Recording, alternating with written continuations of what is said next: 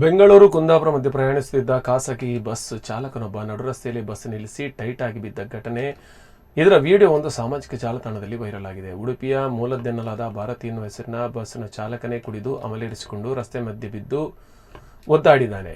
ಈ ವಿಡಿಯೋ ಸ್ಥಳೀಯರು ಮಾಡಿದ್ದು ಇದು ಸಾಮಾಜಿಕ ಜಾಲತಾಣದಲ್ಲಿ ವೈರಲ್ ಆಗಿದೆ.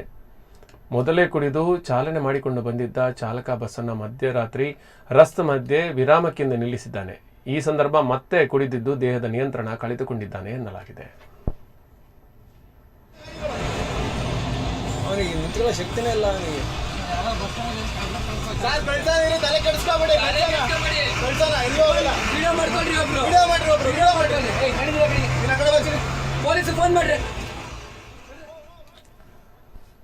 ಇದು ಭಾರತಿ ಎನ್ನುವ ಬಸ್ಸಿನ ಚಾಲಕನ ಅವಾಂತರ.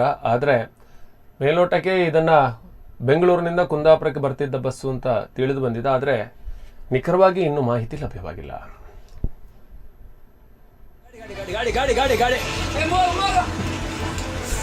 ಅವಾಗಲೇ ಗಾಂಜನೆ ಮಾಡ್ತಿದ್ದ